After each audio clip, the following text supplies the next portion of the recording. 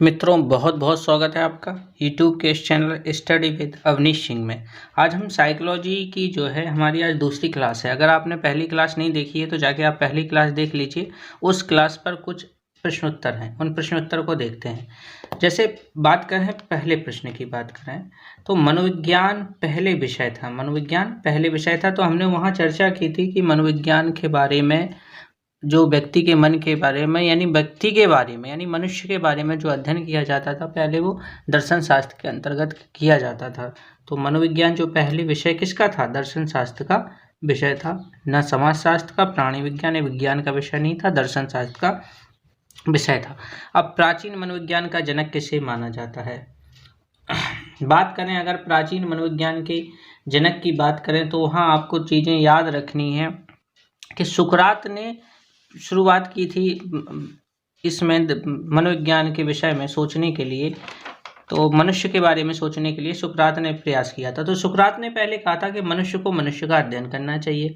उनके शिष्य हुए प्लेटो। प्लेटो ने कहा था कि आत्मा ही परमात्मा है। और फिर उसके बाद इसी सिलसिला को गुरु शिष्य परंपरा की आगे बढ़ती है तो अरस्तु ने आत्मा का विस्तृत अध्ययन जो है मनोविज्ञान के अंतर्गत प्रारंभ कर दिया था। इसलिए अरस्तु को प्राचीन मनोविज्ञान का क्या माना जाता है? जनक माना जाता है। किसको माना जाता है? अरस्तु को प्राचीन मनोविज्ञान का जनक मान। कॉल्सनिक के अनुसार प्राचीन मनोविज्ञान का जनक कौन है? चूंकि शुरुआत जो है प्लेटो ने की थी। प्लेटो ने ही कहा था कि आत्मा ही परमात्मा है, कि मनुष्य जो है, प्रकृति, मनुष्य और ईश्वर सब एक दूसरे से बंधे हुए हैं और मनुष्य में आत्मा पाई जाती है और आत्मा ही परमात्मा है। सर्वप्रथम किसने कहा था? प्लेटो ने कहा था। इसलिए कॉल्सनिक एक ऐसे मनोवैज्ञानिक हैं जो प्लेटो को जो है प्राचीन मनोविज्ञान का जनक मानते हैं। प्लेटो को प्राचीन मनोविज्ञान का जनक मानते हैं। वो क्लास अगर आपने नहीं देखी है तो उसको अब देखिए। और अगर आपको ये क्वेश्चन समझ में आ रहे हैं और ये वीडियो पसंद आया तो वीडियो को लाइक जरूर करें। चलते हैं अगले क्वेश्चन की तरफ चलते हैं। साइकोलॉजिया नामक पुस्तक के लेखक कौन है? एबिंगहॉस, विलियम मैकडूगल, रोडोल्फ गोएकले, जेबी वॉटसन। तो वहाँ जब हम अध्ययन कर रहे थे तो हमने देखा था कि 1590 ईस्वी में रोडोल्फ गोएकले ने एक पुस्तक लिखी है साइकोलॉजिया। अब आत्मा के अध्ययन को लेकर पुस्तक लिखी साइकोलॉजिया, जिसमें उन्होंने साइकोलॉजी जो शब्द है आत्मा के अध्ययन के लिए प्रयोग किया। तो वो पुस्तक किसने लिखी थी? रोडोल्फ गोएकले ने। तो इसका सही जवाब क्या हो गया? रोडोल्फ गोएकले। आत्मा के अध्ययन के लिए प्रयुक्त साइकोलॉजी शब्द किन शब्दों से मिलकर बना है? मतलब किस शब्द से मिलकर बना है? साइकी से, लोगस से, या दोनों से, या इनमें से कोई नहीं? तो साइकोलॉजी जो है साइकी प्लस लोगस से बना है। जो साइकी प्लस लोगस जो शब्द हैं वो किस भाषा के हैं? ग्रीक भाषा के शब्द हैं। ये हमने वहाँ अध्ययन किया। आत्मा ही परमात्मा है, यह कथन किसका है? क्योंकि अभी थोड़ी देर पहले मैंने आपको बताया था कि आत्मा ही परमात्मा है। ये बात किसने कही थी? सर्वप्रथम प्लेटो ने कही थी, क्योंकि प्लेटो ने कहा था कि ईश्वर, प्रकृति, मनुष्य एक दूसरे के से संबंध है, एक दूसरे से जुड़े हुए हैं। फिर उन्होंने अपना एक कथन दिया था कि आत्मा ही परमात्मा है। तो अभी तक क्या देख रहे हैं इन प्रश्नों में? जो मनोविज्ञान है हमारा वो किसका विषय है? मनोविज्ञान जो है बात कर लेते हैं तो आत्मा के अध्ययन के लेकर बात कर रहे थे। यानी मनोविज्ञान किसका विषय है? आत्मा का अध्ययन। आत्मा का अध्ययन है मनोविज्ञान। अभी आत्मा के अध्ययन की बात करें तो ये आत्मा का अध्ययन की शुरुआत अगर तो इसका जनक किसे माना गया? तो इसके प्रस्तुतकर्ता अगर देखें हम, प्रस्तुतकर्ता यानी जनक। प्रस्तुतकर्ता कौन है? अरस्तु। अरस्तु जो है इसके प्रस्तुतकर्ता है। और समर्थक की बात करें, आत्मा को अध्ययन के रूप में मनोविज्ञान को किन किन ने स्वीकार किया, किन किन ने इन्हें समर्थन दिया है? तो समर्थक की बात करें तो इसमें समर्थक आपके अभी नाम हमने देखा प्लेटो, तो प्लेटो भी हैं। और रोडोल्फ गोएकले का भी नाम पढ़ा है, रोडोल्फ गोएकले।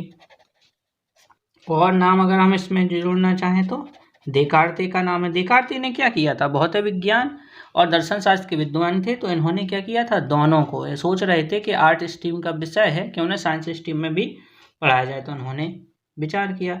इसके साथ एक नाम और आता है, हिप्पोक्रेट्स। ये जो नाम है ये विषय है, ये आपके मनोविज्ञान है, जो आत्मा के अध्ययन के रूप में मनोविज्ञान को मानते हैं। लेकिन यहाँ ये जो संप्रदाय था वो यहीं समाप्त हो जाता है। क्यों समाप्त हो जाता है? क्योंकि यहाँ बहुत सारे प्रश्न जो हैं मन में उठने लगते हैं। जैसे अगर बात करें कि आत्मा क्या है, स्वाभाविक है, आत्मा क्या है, स्वरूप आत्मा का क्या किसी ने देखा है, नहीं देखा है, कहाँ है आत्मा, नहीं पता है, कैसी है, नहीं पता। तो ये सारे जब प्रश्नों के जवाब नहीं मिले तो ये जो संप्रदाय था वो यहीं समाप्त हो जाता है। और ये विचार चला था आपका 4वीं सदी से लेकर 16वीं सदी तक ये विचार था जो चलता रहा।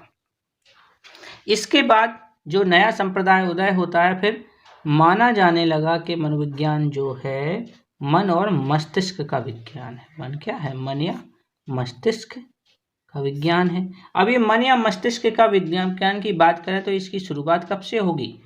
यहाँ ये 16वीं में समाप्त हुआ तो 17वीं में प्रारंभ हुआ और 7वीं से लेके 19वीं सदी तक ये चलता है। 17वीं से लेके 19वीं सदी तक चलता है।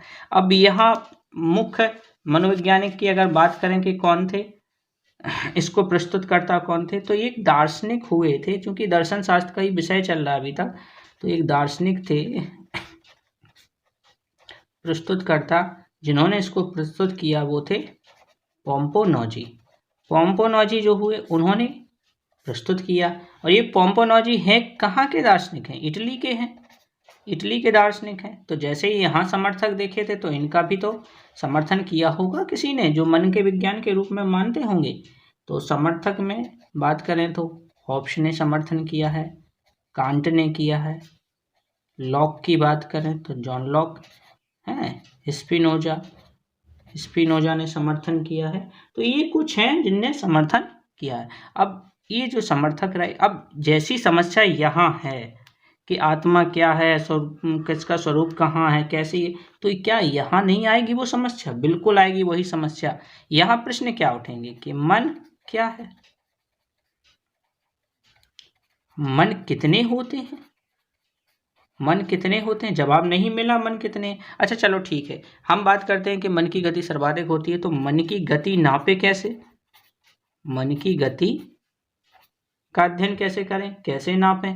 अब ये मन कैसे व्यवहार करता है, तो मन के व्यवहार की बात करें तो उसका भी कोई पता नहीं चलेगा। तो ये सारे प्रश्न हुए। तो ये संप्रदाय जो है 19वीं सदी में जाकर समाप्त हो जाता है। जब ये संप्रदाय समाप्त हो जाता है तो अगला संप्रदाय जन्म लेता है यहाँ से, वो आ जाता है आपका चेतना का विज्ञान। फिर मनोविज्ञान को क्या माना है? चेतना का विज्ञान। चेतना के विज्ञान के रूप में एक नया विचार उभर के आता है कि चेतन को लेकर, चेतन स्वरूप की बात कर लेते हैं। तो यहाँ जो प्रस्तुतकर्ता अगर बात करें, इनको किसने प्रस्तुत किया था? तो प्रस्तुतकर्ता की अगर बात करें तो इसको प्रस्तुत करने वाले थे विलियम जेम्स प्रस्तुत करता थे। और इनके समर्थक थे जो विलियम वुंड थे। ये दो नाम बहुत प्रसिद्ध हैं चेतना के विज्ञान के रूप में। अब ये जो चेतना के विज्ञान के रूप में, यहीं से क्या होती है? आधुनिक मनोविज्ञान की शुरुआत हो जाती है। आधुनिक मनोविज्ञान की शुरुआत हो जाती है विलियम जेम्स जो थे, विलियम जेम्स, और इनके बारे में आपको कुछ चीज़ें समझनी हैं। विलियम जेम्स ने एक पुस्तक लिखी और उस पुस्तक का नाम था द प्रिंसिपल ऑफ साइकोलॉजी। कौन सी पुस्तक लिखी? The principle of psychology, the principle of psychology. एक पुस्तक अभी हम पढ़ के आए हैं, कौन सी? साइकोलॉजिया। वो किसने लिखी थी? रोडोल्फ गोएकले ने। एक पुस्तक आपकी ये आ गई, the principle of psychology. The principle of psychology लिखी तो इस पुस्तक से क्या हुआ? इन्होंने जो दर्शन शास्त्र का विषय था उसको अलग कर दिया कि जो मनोविज्ञान है वो दर्शन शास्त्र से एक अलग विषय है। और जैसे ही अलग किया, इस पुस्तक के जरिए, पुस्तक में क्या हुआ? दर्शन और जो मनोविज्ञान है उन दोनों को क्या कर दिया?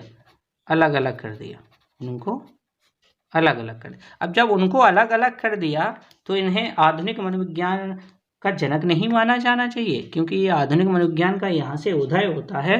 तो ये विलियम जेम्स क्या हो गए, आधुनिक मनोविज्ञान के जनक हो गए, आधुनिक मनोविज्ञान के जनक हो गए, आधुनिक मनोविज्ञान के जनक हो गए। अब विलियम वुंड के बारे में भी थोड़ी बात कर लेते हैं।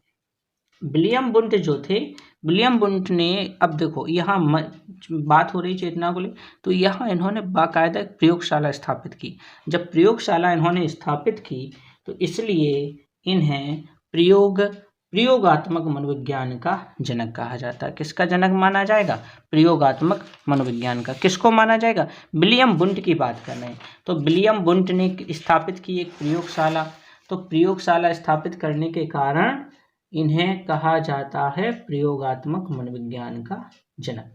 अब पहली प्रयोगशाला जो उन्होंने स्थापित की है वो जर्मनी के कार्ल मार्क्स विश्वविद्यालय में स्थापित की। तो ये हो गए प्रयोगात्मक मनोविज्ञान, प्रयोगात्मक मनोविज्ञान के जनक हो गए। तो विलियम वुंड, यहाँ लिख लेते हैं इसको, विलियम वुंड। विलियम वुंड ने क्या किया, प्रयोगशाला स्थापित की, प्रयोगशाला, और ये मनोविज्ञान की प्रथम प्रयोगशाला थी, मनोविज्ञान की प्रथम प्रयोगशाला थी, इसलिए इनको क्या कहा गया, प्रयोगात्मक मनोविज्ञान का जनक माना गया। और इसकी स्थापना की गई थी 1879 ईस्वी में स्थापित किया गया था। इसको कहाँ किया गया, 1879 ईस्वी में जर्मनी के कार्ल मार्क्स विश्वविद्यालय में ये प्रयोगशाला स्थापित हुई जर्मनी में। और विश्वविद्यालय कौन सा था, कार्ल मार्क्स विश्वविद्यालय जो था वो था। अब बात कर लें इनके समर्थक की कि किस किसने इस जो है संप्रदाय का समर्थन किया। तो समर्थन के लिए थोड़ा हम अलग कलर यूज कर लेते हैं। तो बात कर लेते हैं समर्थक। तो समर्थक के रूप में आपके आ जाएंगे विलियम बाइट्स, जो इसके समर्थक हैं, टिचनर और चैडविक। ये जो थे मुख्य रूप से इस चेतना के विज्ञान के समर्थक थे। तो अब यहाँ जो है, यहाँ भी एक समस्या आ गई। यहाँ क्या समस्या आ गई कि चेतना जो है, अब चेतना को भी क्या है, चेतना के भी विषय में जैसे मन के बारे में जो सवाल उठ रहे थे वही सवाल चेतना के विषय में भी उठने लगे। अब ये सवाल उठने लगे, यहाँ तक कि एक पुस्तक लिखी गई है, जो पुस्तक लिखी गई आपकी 1900 ईस्वी में, 1900 ईस्वी में एक पुस्तक लिखी है, जो पुस्तक लिखी है आपकी विलियम मैकडूगल ने। किसने लिखी है, विलियम मैकडूगल ने। अब विलियम मैकडूगल ने जो पुस्तक लिखी, उस पुस्तक का नाम देख ले हम। उस पुस्तक का नाम है the outline of psychology, the outline of psychology, the outline of psychology. देखो यहाँ तक हम लोगों को 3 पुस्तकें पढ़ने को मिल गई। रोडल्फ गोएकले ने जो पुस्तक लिखी थी वो आपने देखा, साइकोलॉजिया, और विलियम जेम्स ने लिखी द प्रिंसिपल ऑफ साइकोलॉजी, और विलियम मैकडूगल ने the outline of psychology. The outline of psychology में इन्होंने क्या कहा कि चेतना जो है, चेतना बुरा शब्द है, चेतना बुरा शब्द है। अब चेतना बुरा शब्द है, जब इतनी बड़ी बात कह दी तो क्या चेतना का विज्ञान के रूप में मनोविज्ञान को मानना सही है? तो यहाँ ये प्रश्न उठने लगे कि चेतना को क्या माना जाए। तो यहाँ ये संप्रदाय हो जाता है समाप्त। यहाँ चेतना का जो संप्रदाय है वो यहाँ समाप्त हो जाए। जब चेतना का संप्रदाय समाप्त होता है तो नया संप्रदाय जन्म लेगा। अब नया संप्रदाय जन्म लेगा तो उस नए संप्रदाय की बात कर लेते हैं, नए संप्रदाय की बात कर लेते हैं। कौन सा संप्रदाय? तो वर्तमान समय में जो है मनोविज्ञान किसका विज्ञान है? व्यवहार का विज्ञान, व्यवहार का विज्ञान। अब ये व्यवहार का विज्ञान जो है इसे किसने प्रस्तुत किया? अगर बात कर लें तो सर्वप्रथम जो है जेवी वॉटसन महोदय, जेवी वॉटसन महोदय ने प्रस्तुत किया। जेवी वॉटसन महोदय ने प्रस्तुत किया, इसलिए इन्हें व्यवहारवाद का जनक कहा जाता है। व्यवहारवाद का जनक माना जाता है। व्यवहारवाद का जनक किसे माना जाता है? जे.बी. वॉटसन को माना जाता है। अगर बात करें इस संप्रदाय के समर्थक की बात करें तो समर्थक जो हैं वुडवर्थ ने समर्थन किया है, मन ने समर्थन किया है, हल इसके समर्थक हैं, थॉर्नडाइक, लगभग जो भी आप मनोवैज्ञानिक लगभग आजकल जो पढ़ रहे हैं, जिनकी परिभाषाएं हमें पढ़नी पड़ती हैं, वो सब मनोवैज्ञानिक जो हैं लगभग इसी संप्रदाय के हैं। बोरिंग, बेल, और जो पढ़ रहे हैं हम कुत्ते पर आविष्कार करने वाले था तो पावलोव, तो ये सारे जो हैं आपके B.F. स्किनर की भी बात करें तो स्किनर, ये सब किसके हैं? व्यवहारवाद के समर्थक हैं। तो आपने देखा कि यहाँ तक क्या हो रहा है कि पहले जो मनोविज्ञान था दर्शन शास्त्र का विषय था, और दर्शन शास्त्र के विषय में क्या माना जाता है? इसे आत्मा के रूप में अध्ययन किया जाता था। सर्वप्रथम सुकरात ने बात की, उसके बाद उसके शिष्य प्लेटो ने कहा कि आत्मा ही परमात्मा है, और अरस्तु ने बाकायदा उस पर अध्ययन प्रारंभ कर दिया, और ये सिलसिला आगे चलता है। लेकिन एक मनोवैज्ञानिक थे कॉल्सनिक, वो प्लेटो को ही वास्तविक जनक मानते हैं, क्योंकि प्लेटो ने क्या कहा था कि आत्मा ही परमात्मा है। तो आत्मा के बारे में सर्वप्रथम बात किसने की थी? प्लेटो ने थी। कॉल्सनिक प्लेटो को ही मानते हैं। रोडोल्फ गोएकली ने एक पुस्तक लिखी साइकोलॉजी, इन्होंने साइकोलॉजी शब्द का प्रयोग किया किसके लिए? आत्मा के अध्ययन के लिए। देकार्ते भौतिक शास्त्र के और कला दोनों स्ट्रीम के विद्वान थे, तो इन्होंने सोचा क्यों ना साइंस और आर्ट को जोड़ दिया जाए, ताकि जो है ये अध्ययन आत्मा का है वो विस्तृत रूप से फैला दिया जाए। तो लेकिन बात ये हो गई कि समस्या हो गई कि आत्मा क्या है, स्वरूप क्या है, कहाँ है, कैसी है, क्योंकि विज्ञान जो है ना प्रैक्टिकल विषय है, और प्रैक्टिकल चीज़ें उन्हीं पर होती हैं जो दृश्य हैं, जिन्हें हम प्रयोगशाला में सिद्ध कर सकते हैं। तो आत्मा को तो सिद्ध नहीं कर सकते। कब प्लेट में ले जाके क्या आत्मा ले जाएंगे कि ये आत्मा है, इसको प्रैक्टिकल करो? संभव नहीं था। तो ये संप्रदाय यहाँ समाप्त हो जाता है। उसके बाद पंबोनोची आते हैं, तो वो इटली के राजा हैं। तो उन्होंने क्या कहा, ये मन और मस्तिष्क के विज्ञान की बात की, और यहाँ से हो जाता है मन या मस्तिष्क का विज्ञान। समर्थक में हॉब्स, कांट, लॉक, स्पिन, यहाँ भी वही समस्या है कि मन क्या है, मन कितने होते हैं, ये भी प्रैक्टिकल नहीं हो सकता था। तो ये संप्रदाय भी समाप्त हो जाता है। फिर विलियम जेम्स आते हैं, जिनने क्या द प्रिंसिपल ऑफ साइकोलॉजी ये पुस्तक लिखी, और दर्शन शास्त्र को मनोविज्ञान से अलग कर दिया। जी अलग जैसे ही किया तो इन्होंने बाकायदा काम चालू कर दिया, और जैसे ही काम चालू कर दिया इसलिए इन्हें आधुनिक मनोविज्ञान का क्या माना जाता है? जनक माना जाता है। इनके समर्थक में इनके साथ काम कर रहे थे विलियम बुंड ने जर्मनी में कार्ल मार्क्स विश्वविद्यालय में 1879 ईस्वी में एक प्रयोगशाला की स्थापना की, जो मनोविज्ञान की प्रथम प्रयोगशाला भी कहलाई, इसलिए इन्हें प्रयोगात्मक मनोविज्ञान का जनक भी माना जाता है। समर्थक थे इसमें विलियम बायत्सकी, टिचनर और चैडविक वगैरह। फिर 1900 ईस्वी में विलियम मैकडूवेल ने एक पुस्तक लिखी द आउटलाइन ऑफ साइकोलॉजी, जिसमें उन्होंने कह दिया कि चेतना बुरा शब्द है, और जैसे ही चेतना बुरा शब्द है, अगर बुरा शब्द कहेंगे तो उसका अध्ययन कैसे मनोविज्ञान में होगा? तो ये संप्रदाय यहीं समाप्त हो जाता है। जब ये संप्रदाय समाप्त होता है तो कोई ना कोई नया संप्रदाय तो जन्म लेगा ना। फिर व्यवहार का विज्ञान उभर कर सामने आता है। जे.बी. वॉटसन महोदय व्यवहारवाद के जनक माने जाते हैं, और आजकल जो भी परिभाषाएं, डेफिनेशन हम पढ़ते हैं उन सब में वुडवर्थ, मन, हल, Thorndike, crow, boring, belt, Pavlov और स्किनर, ये सब नाम हमारे सामने जहन में आ जाते हैं, जिससे बात होती है। अब यहाँ बात कर लेते हैं आगे, और इसको बढ़ाते हैं व्यवहारवाद को लेकर। तो अब कुछ परिभाषाएं जो हैं वो हमें देखनी है मनोविज्ञान को लेकर। मनोविज्ञान को लेकर परिभाषाओं पर थोड़ी चर्चा कर लें।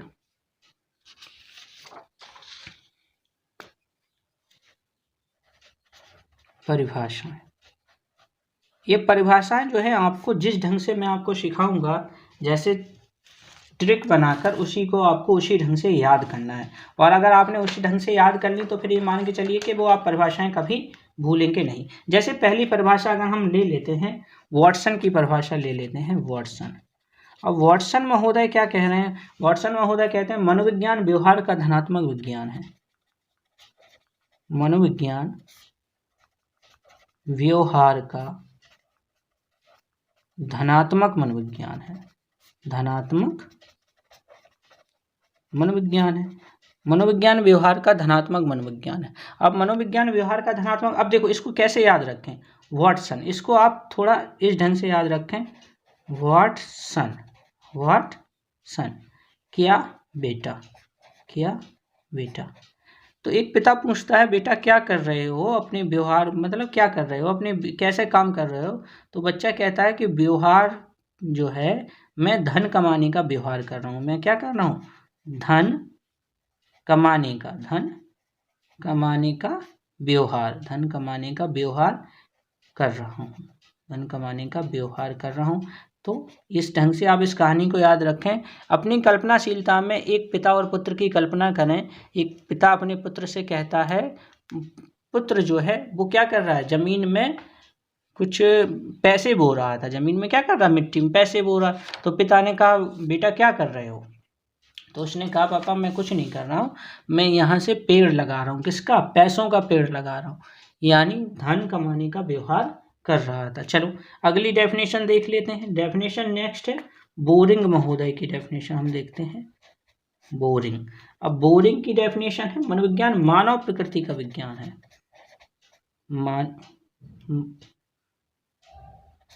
मनोविज्ञान मानव प्रकृति का विज्ञान है, मानव प्रकृति का विज्ञान है। अब बात करें मनोविज्ञान मानव प्रकृति का विज्ञान, देखो अब इसको कैसे याद रखेंगे। अब बोरिंग तो आपने देखी है, बोरिंग नल लगता है, नल की जो बोरिंग है, बोरिंग सब लोगों ने देखी। अब मानव प्रकृति की बात करें तो मानव प्रकृति कैसी है, बहुत आसान है। क्या उसे आसानी से समझ सकते हैं, नहीं समझ सकते हैं, क्योंकि मानव प्रकृति कैसी है, बहुत गहरी है, यानी गहराई लिए हुए है, गहराई लिए हुए है। इसे आसानी से नहीं समझा जा सकता। और गहरी चीज अगर पृथ्वी पे आप देखना चाहें तो कौन सी है, तो बोरिंग ही तो रहेगी। तो बोरिंग भी कैसी होती है, गहरी होती है। बोरिंग भी कैसी है, बहुत गहरी है। तो बोरिंग भी गहरी और मानव प्रकृति भी गहरी। तो मानव प्रकृति और बोरिंग आप इस ढंग से इसको याद रख सकते हैं। नेक्स्ट डेफिनेशन की अगर बात करें, डेफिनेशन है मर्फी। मर्फी महोदय क्या कहते हैं, मनोविज्ञान जीवित प्राणियों का उनके सामाजिक वातावरण के साथ होने वाला अध्ययन है। मनोविज्ञान जीवित प्राणियों का, जीवित प्राणियों का उनके सामाजिक वातावरण में होने वाले व्यवहार का अध्ययन, होने वाले व्यवहार का अध्ययन है। अब देखो इसको कैसे याद रखेंगे, मर्फी, मर मतलब क्या होता है, अब आप कह सकते हैं मरना, मरना। अब इसका विलोम अगर बात करें तो जीवित, यानी मृत्यु का विलोम क्या होता है, जीवन, मृत्यु का विलोम क्या होता है, जीवन। तो मरना और जीवन, आप इस दोनों को याद रखें। यानी जो है किसने बात की थी, मर्फी ने बात की थी, किसकी, जीवित की, जीवित प्राणियों की बात करें तो आप इसको इस ढंग से डेफिनेशन को याद रख सकते हैं। नेक्स्ट डेफिनेशन की बात करें अगर, तो स्किनर महोदय की परिभाषा है। अब स्किनर महोदय क्या कहते हैं, मनोविज्ञान अनुभव पर आधारित व्यवहार व अनुभव का आधारभूत, मनोविज्ञान अनुभव पर आधारित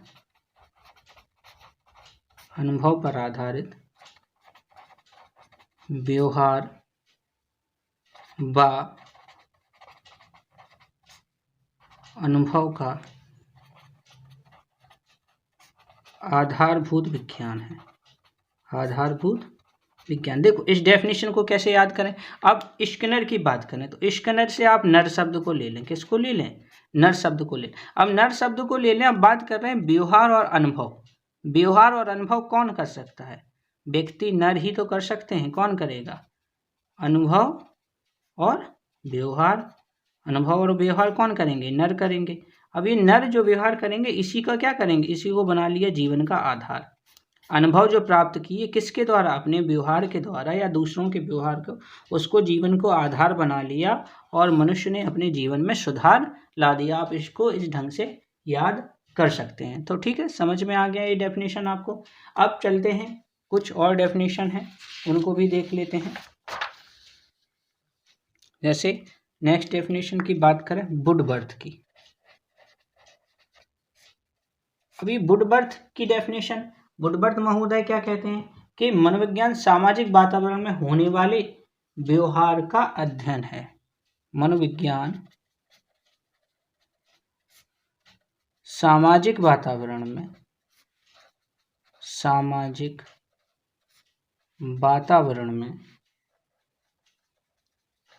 होने वाले व्यवहार का अध्ययन है। मनोविज्ञान सामाजिक वातावरण में होने वाले व्यवहार का अध्ययन है। अब देखो इसको भी याद रख सकते हैं। अब सामाजिक वातावरण और व्यवहार, समाज में जो वातावरण हो रहा है, सामाजिक वातावरण में जो व्यवहार हो रहे हैं, अब ये व्यवहार हैं। अगर देखो बात करें व्यक्ति अपने रूम में है, अलग है, तो वो क्या करेगा, अपने मन का उल्टा सीधा व्यवहार करेगा। लेकिन 4 लोग सभ्य पर्सन बैठे हैं तो वहाँ क्या करेगा, वहाँ बहुत सादगी से बैठने की कोशिश करेगा ना। तो सामाजिक वातावरण में कैसा व्यवहार होगा, गुड, क्या होगा, गुड बर्थ यानी अच्छा जन्म होगा, किसका, व्यवहार का होगा। गुड बर्थ और किसका, व्यवहार का, कहाँ होगा, समाज में। तो आपको याद रखें गुड बर्थ यानी अच्छा जन्म हुआ, किसका जन्म हुआ, व्यवहार का जन्म हुआ, कहाँ जन्म हुआ, समाज में, क्या हुआ, समाज में। तो इस ढंग से आप इस डेफिनेशन को याद रख सकते हैं। अब बात करें अगली, मैकडूगल की जो डेफिनेशन है, मैकडूगल। अब ये मैकडूगल महोदय डेफिनेशन में क्या कहते हैं, मनोविज्ञान आचरण एवं व्यवहार का यथार्थ विज्ञान है। मनोविज्ञान आचरण एवं यथार्थ का मनोविज्ञान है। अब देखो इसको कैसे याद रखेंगे, आचरण और यथार्थ, ठीक है, आचरण और यथार्थ का मनोविज्ञान है। अब डेफिनेशन को याद रखना है तो आप एक कल्पना कीजिए। अब देखो इसमें जो भी आप वीडियो देख रहे हैं, अगर गर्ल्स हैं तो वो अपने हिसाब से कल्पना करें, बॉयज़ हैं वो अपने हिसाब से कल्पना करें। मान लें आपकी शादी होने वाली है, ठीक है, शादी होने वाली है तो आप मिलने जाते हैं, आप जिससे भी पार्टनर है उससे, आप जिससे शादी होने वाले उससे मिलने जाते हैं एक रेस्टोरेंट में। अब रेस्टोरेंट में मिलने जाते हैं, वहाँ क्या होता है, वो वेटर से अभद्रता करता है। लड़की हैं तो वो लड़के को समझती हैं कि वो अभद्रता करता है, लड़के देखने गए हैं तो वो लड़की अगर अभद्रता करे तो उस हिसाब से समझ लें। अब ऐसी स्थिति में क्या होगा, आप गए क्या थे, मेक मतलब बनाने, युगल मतलब जोड़ी, आप गए तो थे जोड़ी बनाने, लेकिन आपने वहाँ क्या किया, आपने वहाँ आचरण देखा, किसका आचरण देखा, व्यक्ति का, कैसा देखा, यथार्थ आचरण देखा, यथार्थ आचरण देखा, यानी उसमें कोई बनावटीपन नहीं था। क्योंकि व्यक्ति क्या होता है, अपने से निचले लोगों के साथ अपने वो व्यवहार है उनका वास्तविक रूप से उभर कर सामने आ जाता है। तो यथार्थ आचरण देखा, गए थे मेक युगल जोड़ियां बनाने, जब यथार्थ आचरण देखा तो आप उसके क्या हो गए, उसके मन के विज्ञान को समझ गए। यानी जो व्यक्ति था, लड़का या लड़की था, आपने भांप लिया कि इंसान जो है मेरे लायक नहीं है, अब मुझे इससे शादी नहीं करनी चाहिए। तो यथार्थता का आपको पता चल गया, तो आपने वहाँ शादी के लिए क्या कर दिया, इनकार कर दिया, मेक युगल। लेकिन अगर उसने अच्छा व्यवहार किया तो आप शादी के लिए हाँ कर दीजिए। तो यथार्थता का पता लगाना बहुत जरूरी है। आप इस ढंग से याद रख सकते हैं इस डेफिनेशन को।